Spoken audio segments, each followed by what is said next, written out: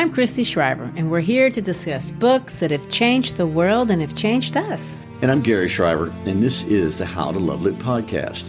This is our second episode in our series on the tragedy of Hamlet, Prince of Denmark. In episode 1, we introduced a little of the prehistory of Hamlet as it connects to the legend of Hamlet. In that legend, the father, King of Denmark, was murdered by his brother Fingo, who went on to marry his wife, Gertrude, so the connection to the plot of Hamlet is obvious.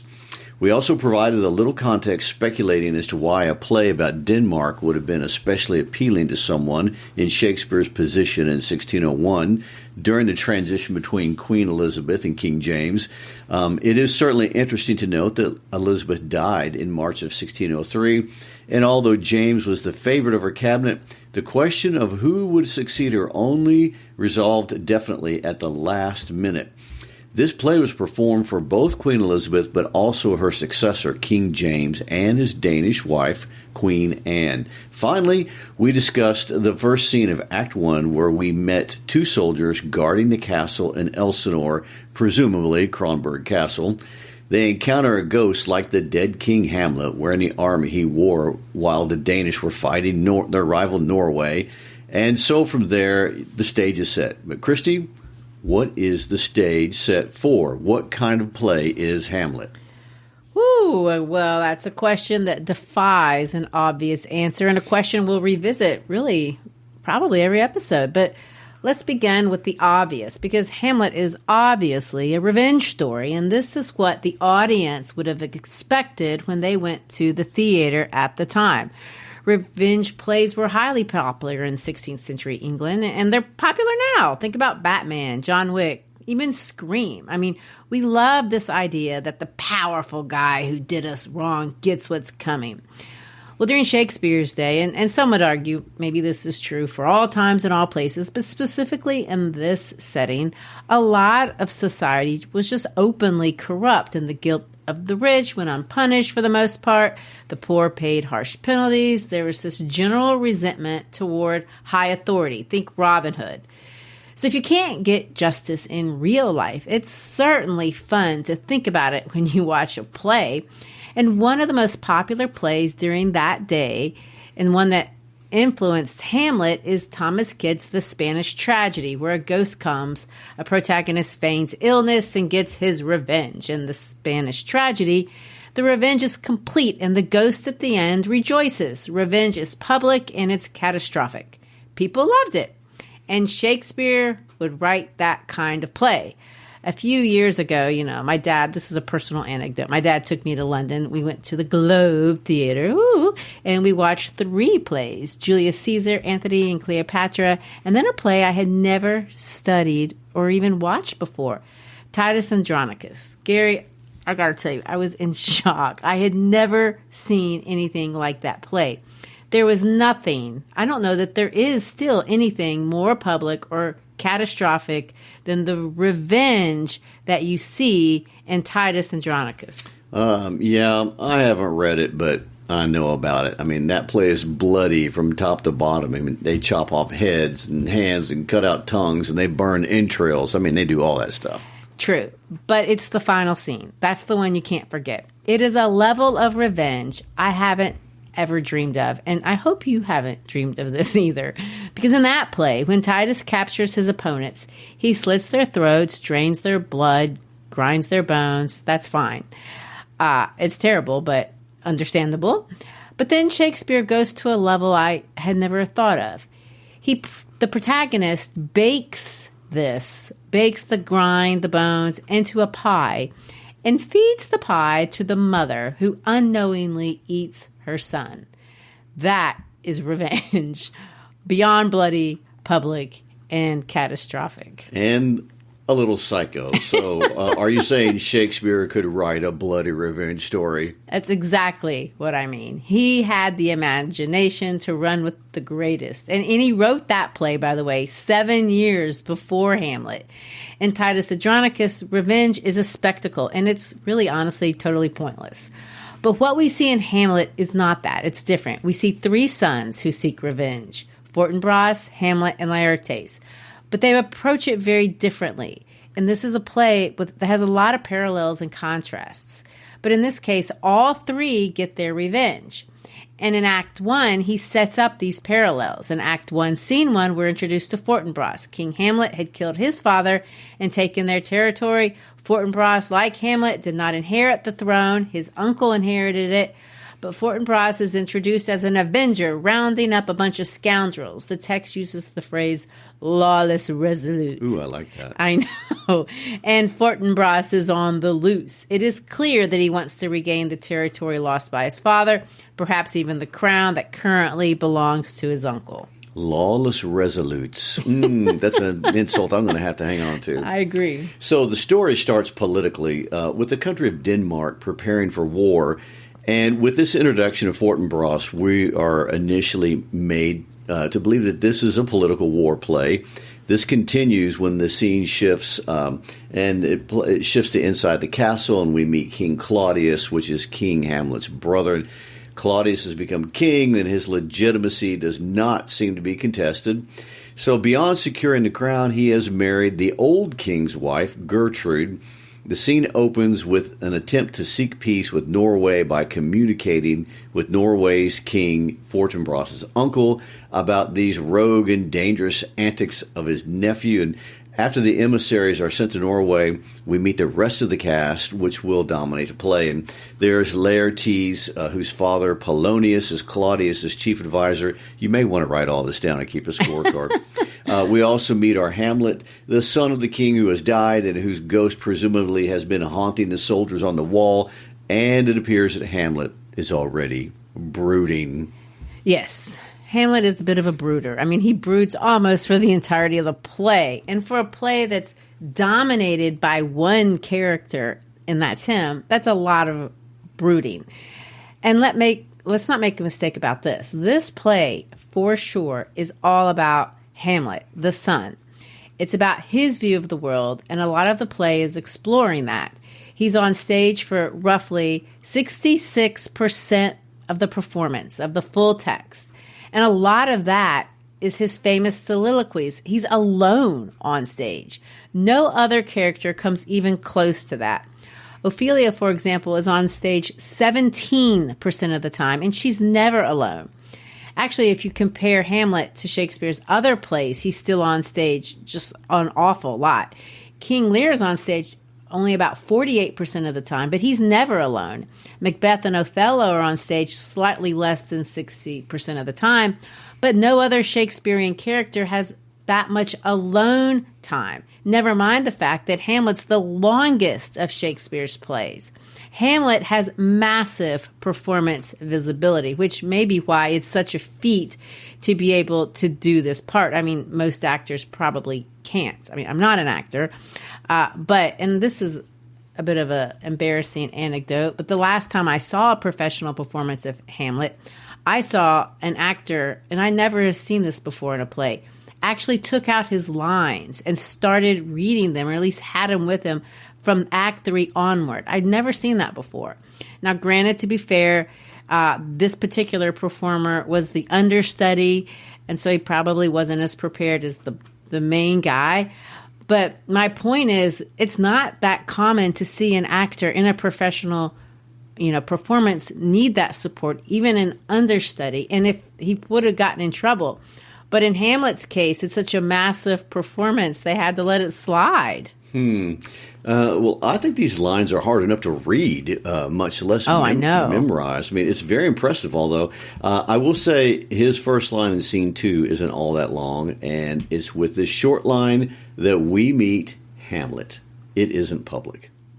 Correct. It's not even a line to a character. It's what we call an aside.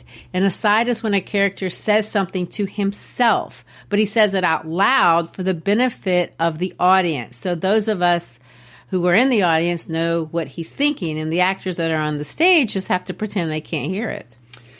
So when Claudius calls Hamlet my cousin Hamlet and my son, Hamlet responds by saying to himself, and of course to us, here's how to stay alive longer so you can enjoy Boost Mobile's unlimited plan with a price that never goes up. Do not mistake a wasp nest for a piñata. Stay alive and switch now at Boost Mobile. After 30 gigs, customers may experience slower speeds. Customers will pay $25 a month as long as they remain active on the Boost Mobile Unlimited plan. Hi, I'm Darina, co-founder of Quo. You might know us as OpenPhone. My dad is a business owner, and growing up, he always kept his ringtone super loud so he'd never miss a customer call. That stuck with me. When we started Quo, our mission was to help businesses not just stay in touch, but make every customer feel valued, no matter when they might call. Quo gives your team business phone numbers to call and text on your phone or computer. Your calls, messages, and contacts live in one workspace, so your team can stay fully aligned and reply faster. And with our AI agent answering 24/7, you'll really never miss a customer. Over 90,000 businesses use Quo. Get 20% off at quo.com/tech. That's QUO.com/tech. And we can port your existing numbers over for free. Quo. No missed calls, no missed customers. This episode is brought to you by Progressive Insurance. Fiscally responsible, financial geniuses, monetary magicians. These are things people say about drivers who switch their car insurance to Progressive and save hundreds. Because Progressive offers discounts for paying in full, owning a home, and more. Plus, you can count on their great customer service to help you when you need it, so your dollar goes a long way. Visit Progressive.com to see if you could save on car insurance. Progressive Casualty Insurance Company and Affiliates. Potential savings will vary. Not available in all states or situations. The audience, little more than kin and less than kind, meaning you're more than family, but it's not kind. It's not a good thing, but also perhaps you're not our kind. I mean, that word means a lot of different things, but none of them are good. In fact, we will find out he thinks the whole new family arrangement is a gross thing. He calls his uncle's relationship to his mother incestuous. That's not good. No, and as we follow the conversation, we see Hamlet is there because he's getting scolded by his stepdad / uncle, really insulted because he won't stop mourning over his father's death. Both his uncle and his mother are telling him, just get over it. Let's read what they say. 'Tis sweet and commendable in your nature, Hamlet, to give these mourning duties to your father. But you must know your father lost a father. That father lost his, and the survivor bound in filial obligation for some term to do obsequious sorrow. But to persevere in obstinate condolement is a course of impious stubbornness. 'Tis unmanly grief. It shows a will most incorrect to heaven, a heart unfortified, a mind impatient, an understanding simple and unschooled. For what we know must be and is as common as any of the most vulgar thing to sense. Why should we in our peevish opposition take it to heart? Fay, 'tis a fault to heaven, a fault against the dead, a fault to nature, to reason most absurd, whose common theme is death of fathers, and who still hath cried, from the first corpse till he that hath died today, this must be so. We pray you, throw to earth this unprevailing woe, and think of us as of a father. For let the world take note, you are the most immediate to our throne, and with no less nobility of love than that which dearest father bears his son, do I impart toward you. For your intent in going back to school in Wittenberg is most retrograde to our desire. So what do we see is this uncle / stepdad, Claudius, accusing Hamlet of some really mean things. I mean, he calls him unmanly. You know, culturally, grief is a feminine characteristic. And we'll see this when we see how it's excused or at least understood in Ophelia. But it's this tough guy idea. Men are strong, not weak like women. And how do you show that you're not, that if you're tough, if not by holding out on demonstrating sadness? He tells him he's acting like a girl. I mean, I find that a compliment. He finds it an insult. But it's worse than just acting like a girl. Claudius accuses him of defying God, says he shows a will most incorrect with heaven. So, you know, King Hamlet's death was what God wanted. And how do you stand up to God's will and defy it like that? I mean, it's a crazy charge, but he doesn't stop there. He calls him other things. Ignorant, simple. Basically, you're stupid, so just stop it. I mean, there's really not much else he could have thrown at him. Well, that should go well, shouldn't it? But really, there's also some important subtext that he communicates to Hamlet, and we see the subtext in the final line where he says, "You are the most immediate to our throne, and I will give you the throne after I'm dead." This is really what I see as, politically important here. And obviously, the Elizabethan audience is very interested in political succession, and they knew all about it. Queen Elizabeth had no son. It had been a defining political drama of their lives. But it's very important, at least in my view, to understand that Hamlet is the natural opponent of Claudius's succession. Hamlet's public mourning the loss of his own father could be considered a claim for the throne on his own behalf. Hamlet's a threat. An angry Hamlet is a threat. And Claudius needs to appease him, or at least keep an eye on him. And right before the lines that I just read, we were introduced to Laertes, Polonius' son. Laertes asked King Claudius permission to go back to Paris to university, and Claudius says yes, if your father's okay with it, which he is. By the way, we're likely meant to understand that he's going back to the University of Paris. That was the important university during Shakespeare's day, but really didn't exist until 1150. That anachronism, is beside the point. But just to show that this play doesn't make it essential to be historically accurate, the point I want to make is that Claudius likely doesn't like Hamlet's show of grief for his father, not because he's all that worried about that Hamlet looks like a girl or a coward or unspiritual. Claudius does not want Hamlet to challenge the throne, and he certainly doesn't want an angry Hamlet out of the country. We just saw him write a letter notifying an uncle that an angry son was on the loose. Fortinbras is running around gathering up lowlifes. Claudius knows Fortinbras is preparing to invade Denmark to reclaim lost land and perhaps a lost crown. And if Fortinbras can invade, then Hamlet could also be capable of invading. If both invaded, Claudius would certainly be a cooked goose. But Hamlet is certainly dangerous, and Claudius is, if nothing else, a politically savvy actor, and he's playing a dangerous game. He literally just killed his brother and married his brother's wife in order to gain power. Think about that for a moment. He has the throne uncontested, and he's not about the one guy capable of seizing it from him out of his sight. To me, this is central to understanding what's going on. Hamlet likely is sad about losing his father, but he's not just losing his father here. He's likely losing the throne. And we've seen this time and again in history. Claudius can say all he wants, that he'll give Hamlet the crown after he dies, but if Gertrude becomes pregnant and produces an heir, the chances of Hamlet making a claim on that throne go down. Hamlet has a lot to be grieving over. He has a lot to be justifiably angry about.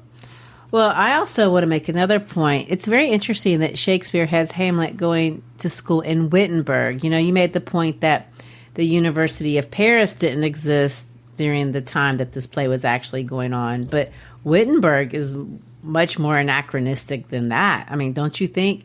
Gary, what can you tell us about Wittenberg? I mean, why is that even a famous name? Well, Wittenberg became famous in 1517 when a young monk by the name of Martin Luther nailed a list of 95 complaints on the door to the church and began what today we call the Protestant Reformation, which is kind of a big deal. So the University of Wittenberg became the intellectual center of Lutheranism, and Denmark by the mid-1550s had turned Lutheran. The fact that Shakespeare is introducing this theme of Protestant doctrine in a revenge play, that adds a layer of philosophy and a layer of religion that we don't see in your average revenge story. So I don't think, for example, that Martin Luther would approve of baking a pie out of your enemy's bones. No, I don't think anything about the Reformation would, or any Christian faith would encourage that. But what we see in the next few lines in Hamlet's first soliloquy is a demonstration of more than just the fact that he attends Wittenberg, that Hamlet very much is a Christian. I mean, the very first thing he says after listening to Claudius drone on about all of his inadequacies is that if he weren't a Christian, he would kill himself. I mean, let me read those lines. Oh, that this too solid flesh would melt, thaw, and resolve itself into dew, or that the everlasting had not fixed his canon against self-slaughter. Oh, God, how weary, stale, flat, and unprofitable seems to me all the uses of this world. Fie on it, aye, fie, 'tis an unweeded garden that grows to seed. Things rank and gross in nature possess it merely. That it should come to this, but 2 months dead. Nay, not so much, not to so excellent a king, that was to this Hyperion, to a satyr, so loving to my mother, that he may not between the winds of heaven visit her face too roughly. Heaven and earth must I remember? Why, she would hang on him as if increase of appetite had grown by what it fed on. And yet within a month, let me not think on it. Frailty, thy name is woman. A little month, and ere these shoes were old with which she followed my poor father's body. Well, okay. A couple of things to point out here. First of all, in this soliloquy, Hamlet compares his father to Hyperion, who is a Greek titan, and his uncle to a satyr, which is a fertility spirit known for its insatiable sexual desire.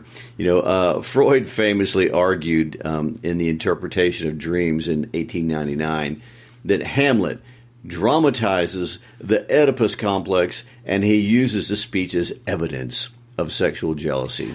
Oh, yeah, I've read that. I mean, Freud was proud that he had found what he called, it's just crazy, the answer. He found the answer to Hamlet. Okay, when nobody else could, right?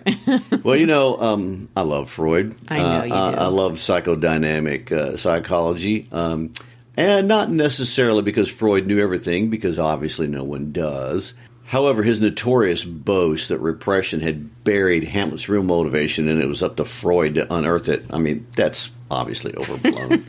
I don't really think a lot of people read this play as Freud's Oedipal reading of repressed desire, but it is interesting to know about, and it certainly has dominated a lot of discussion, especially in the field of psychology. And lots of people associate this play with the Oedipus complex, so that's one point. But even Freud, in The Interpretation of Dreams, said, and I quote, "Just as all neurotic symptoms, and for that matter, dreams, are capable of being overinterpreted and indeed need to be if they are to be fully understood, so all genuinely creative writings are the product of more than a single motive and more than a single impulse in the poet's mind and are open to more than a single interpretation." So he walks it back a little bit. Yeah, I think he walks back a little bit from, I found the answer to Hamlet. That's right. True, but not very much. By 1940, in Outline of Psychoanalysis, Freud goes back to bragging about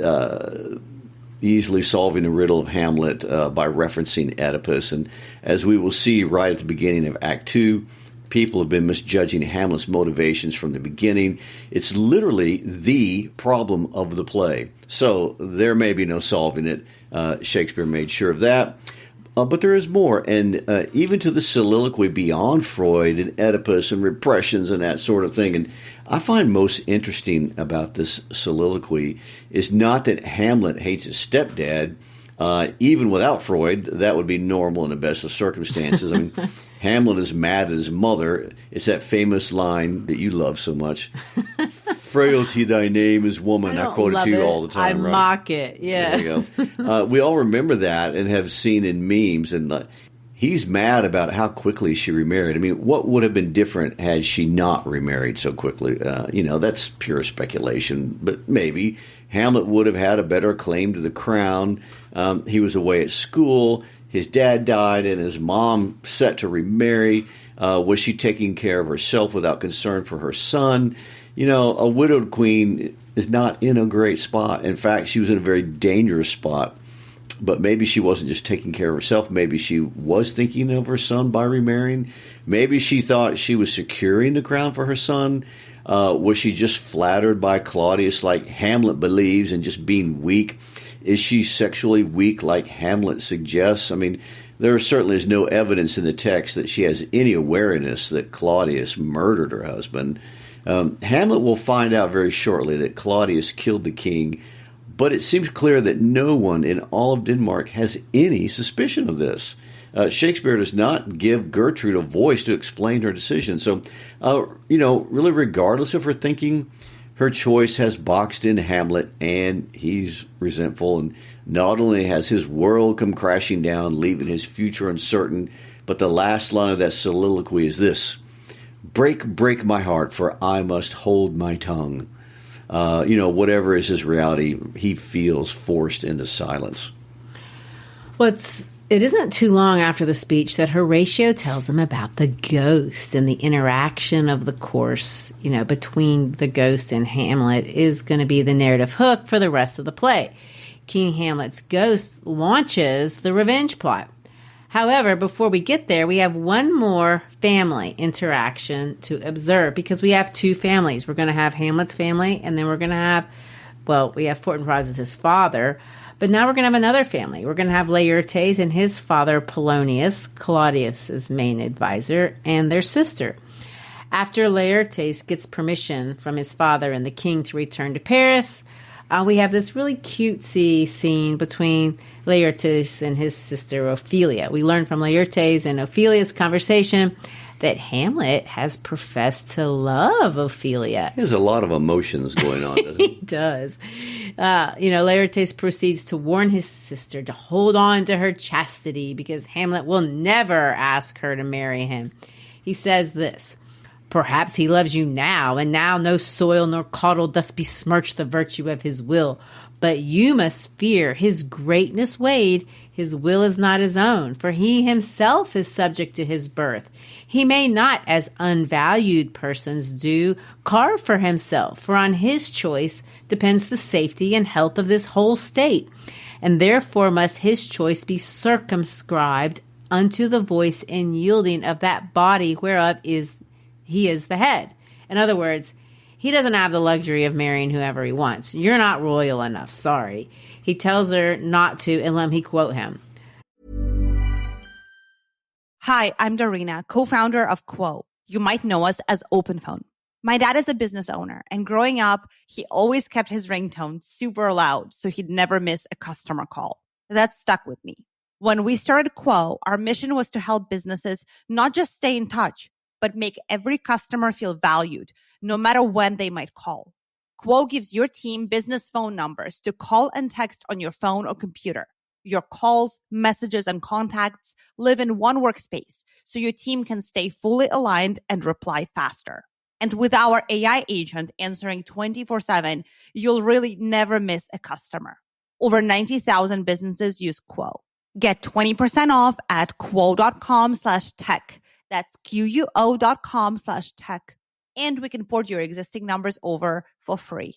Quo. No missed calls, no missed customers. This episode is brought to you by Progressive Insurance. Fiscally responsible, financial geniuses, monetary magicians. These are things people say about drivers who switch their car insurance to Progressive and save hundreds. Because Progressive offers discounts for paying in full, owning a home, and more. Plus, you can count on their great customer service to help you when you need it, so your dollar goes a long way. Visit Progressive.com to see if you could save on car insurance. Progressive Casualty Insurance Company and Affiliates. Potential savings will vary. Not available in all states or situations. Lose your heart or your chaste treasure open to his unmastered importunity. Fear it, Ophelia. Fear it, my dear sister.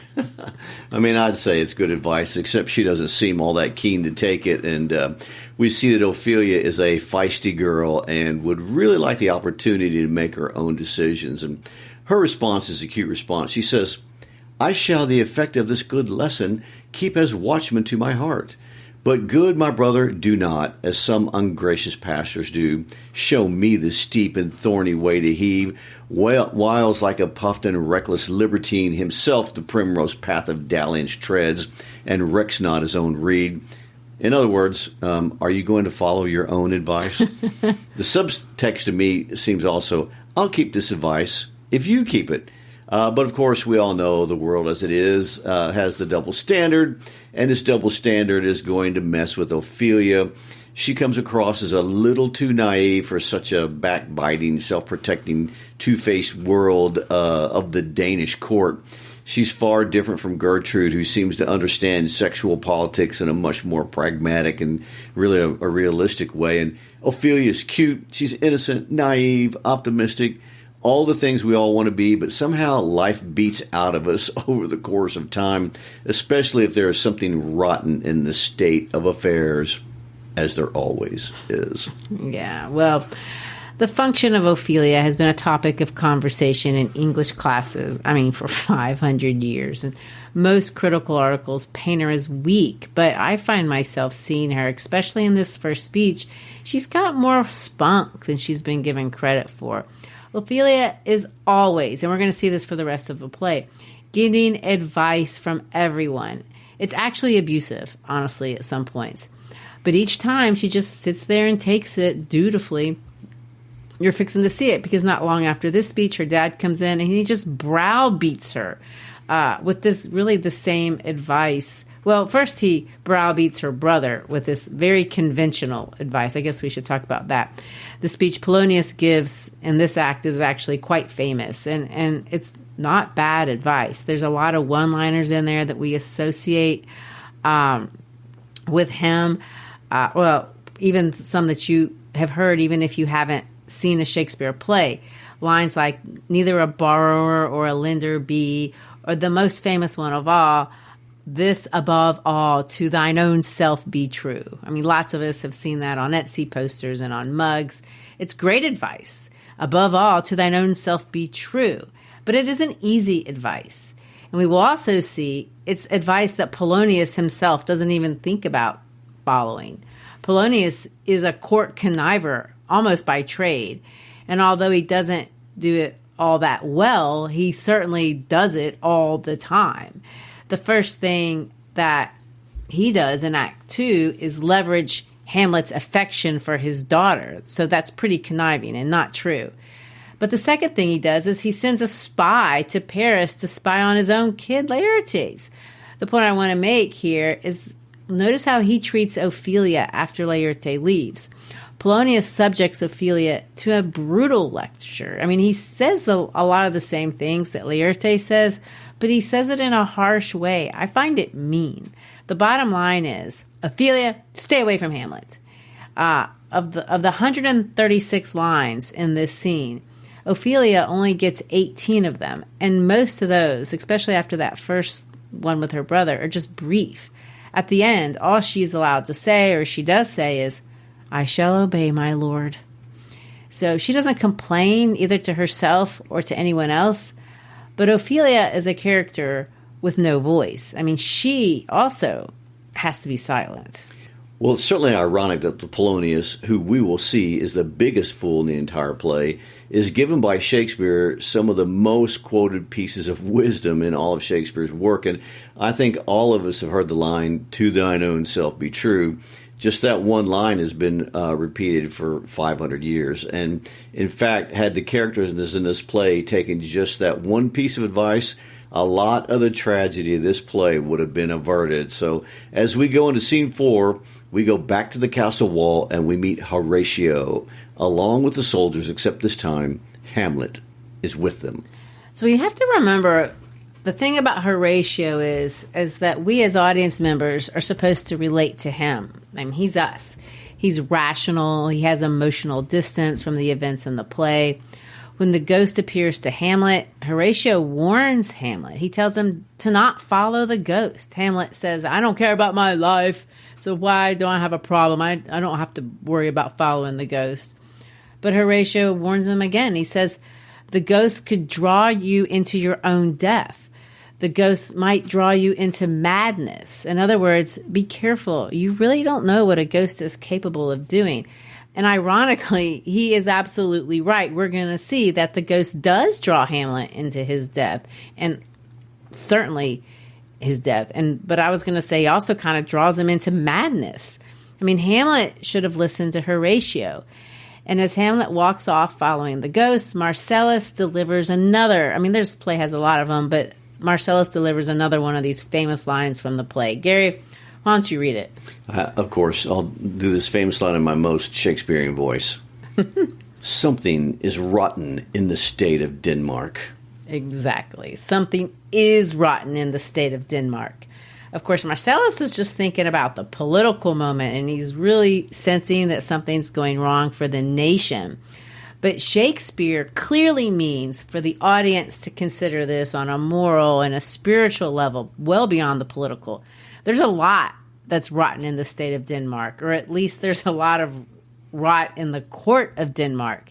And some of that will be disclosed through the monologue of the ghost in this final scene of Act 1, Scene 5. I am thy father's spirit, doomed for a certain term to walk the night, and for the day confined to fasten fires.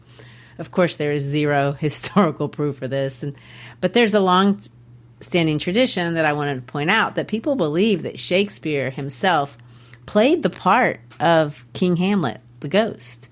Shakespeare was a working actor, we know this, and this would have been a noble part. It's a likely part for him to play, but that's just speculation. Well, by the way, great ghost voice there. I tried. Not to change the subject too much, but I wanted to point out that is a confusing passage from a historical or religious perspective. It seems that Shakespeare has deliberately associated Hamlet with the Protestant Reformation, as we've just determined by having Hamlet attend the world's most obvious Protestant university. But here King Hamlet seems to be coming from purgatory, which is a Catholic doctrine, not a Protestant one. And either way, we learn from this ghost, whoever he is, and from wherever he's coming, is that Claudius murdered the king by pouring poison in his ear. The ghost calls Claudius a snake. He says, the serpent that did sting thy father's life now wears his crown. And he's very clear about what he wants from Hamlet: revenge, his foul and most unnatural murder. Right, and that is a very dangerous ask. I mean, he puts Hamlet in a terrible position, and maybe that's one of the purposes behind this intentional ambiguity about where this ghost is actually coming from. Where does revenge come from? Does it come from the pit of hell? Does it come from hell disguised as coming from somewhere else? I mean, first of all, is this even really Hamlet's father?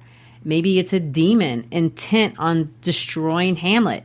Maybe it's a ghost, but a different ghost. Maybe it's a lying ghost. Maybe it's Fortinbras's father. Remember, the identity of the ghost has always been Horatio's concern. Is this really even King Hamlet? But let's assume, as Hamlet assumes, that it is King Hamlet. Is King Hamlet looking out for Prince Hamlet, the son? Or is he using his son for his own personal revenge with no regard for what it's going to do to his kid? These are good questions, especially from a political perspective. And Hamlet cannot just kill the king and get away with it. I mean, every member of that audience clearly understands, as does Queen Elizabeth and King James, that kings are appointed by God, and it doesn't matter even if they do evil on the earth. If they are legitimate kings, and we don't see any evidence that King Claudius at this point is considered illegitimate by anyone, he can't do it outright, at least not if he wants to become king, or not if he wants to go to heaven. It's clear that their religious tradition taught that to kill your legitimate king meant eternal damnation. And, of course, he could just kill the king by claiming illegitimacy, and that's what Fortinbras is doing, but, that's war. But to do it on your own, that gets you killed. The ghost gives Hamlet no evidence beyond his word that Claudius killed him, so how could he possibly raise an army? I mean, but that's not even the only problem. The ghost took Hamlet off by himself. Even if the word of the ghost was evidence enough to raise an army, there are no other witnesses, even to witness the fact that the ghost testified to being murdered by Claudius.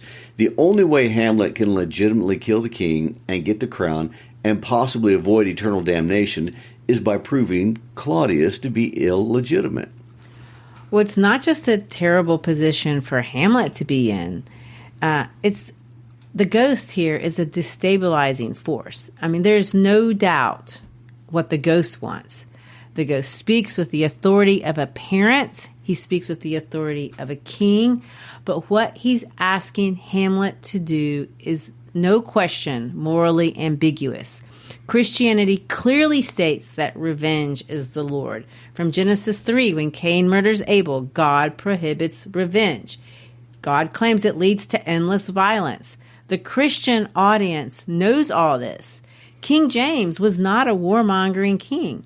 The fact that this ghost claims to be from purgatory should make the Proudian's audience suspicious that this is an illegitimate ghost. I mean, what does this ghost want? I want to point out something really clever in the language.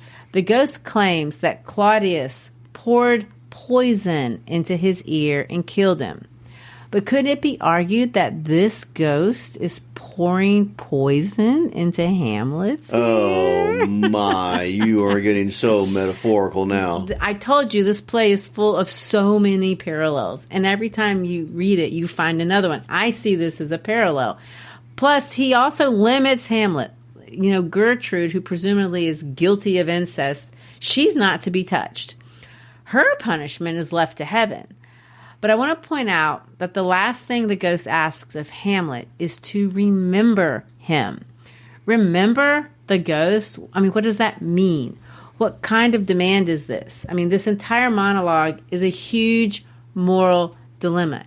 It asks the question, and it's one of the questions of the play, can I do a bad thing for a good reason? Should I?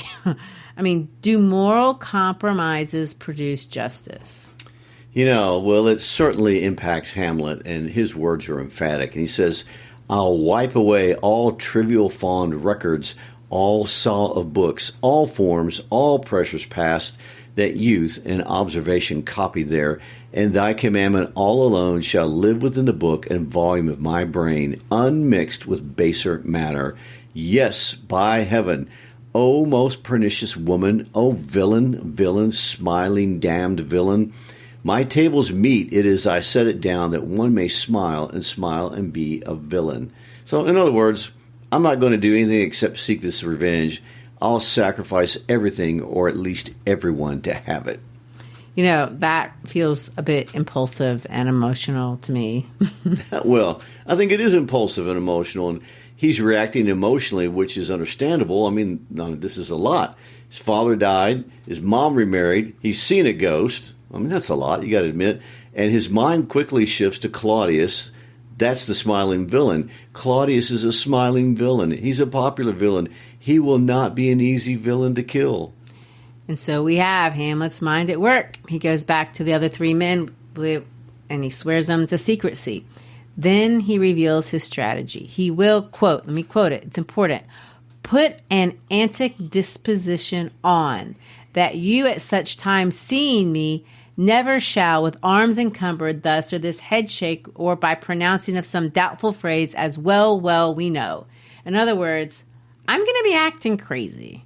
We aren't told the whole plan, but we know he plans to pretend to be crazy.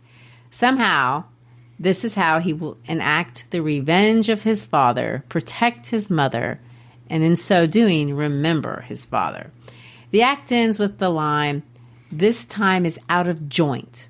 O cursed spite that ever I was born to set it right. Whatever the reality, Hamlet believes he has a moral injunction to set the world aright, and killing Claudius is his way to do this. He sees himself in this statement as being born for this. The Hamlet from the beginning who saw no purpose in life now has a purpose in life. However, in order to fulfill his purpose, he must certainly disobey Polonius' advice to advertise.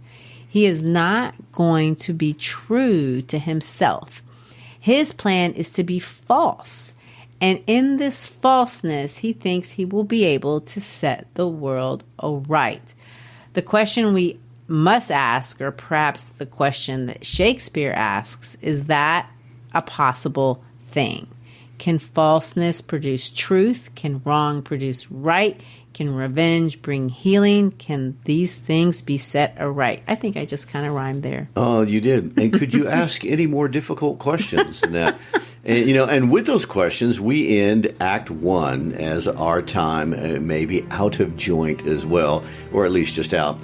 So we hope you've enjoyed our discussion of Act 1, and we hope it's furthered your understanding of Act 1. We certainly hope we've stimulated your thinking. And remember, if you've enjoyed our discussion, please give us a like and follow us on our YouTube channel or a podcast app. Also, share this episode via social media or text or email to a friend, fellow student, or colleague.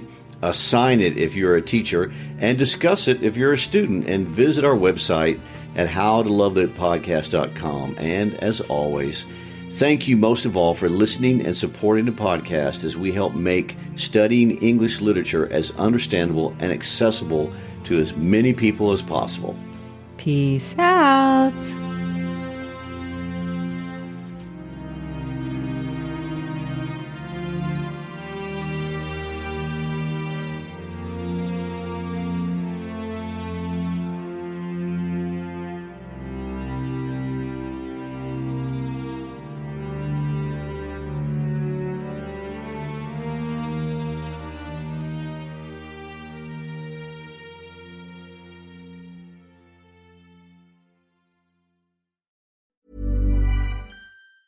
This episode is brought to you by Progressive Insurance. Do you ever find yourself playing the budgeting game? Well, with the Name Your Price tool from Progressive, you can find options that fit your budget and potentially lower your bills. Try it at Progressive.com. Progressive Casualty Insurance Company and Affiliates. Price and coverage match limited by state law. Not available in all states. Not every sale happens at the register. Before AT&T Business Wireless, checking out customers on our mobile POS systems took too long. Basically a staring contest where everyone loses. It's crazy what people will say during an awkward silence. Now transactions are done before the silence takes hold. That means I can focus on the task at hand and make an extra sale or two. Sometimes I do miss the bonding time. Sometimes. AT&T Business Wireless. Connecting changes everything. Did you know 39% of teen drivers admit to texting while driving? Even scarier, those who text are more likely to speed and run red lights. Shockingly, 94% know it's dangerous but do it anyway. As a parent, you can't always be in the car, but you can stay connected to their safety with Greenlight Infinity's driving reports. Monitor their driving habits, see if they're using their phone, speeding, and more. These reports provide real data for meaningful conversations about safety. Plus, with weekly updates, you can track their progress over time. Help keep your teens safe. Sign up for Greenlight Infinity at greenlight.com/podcast.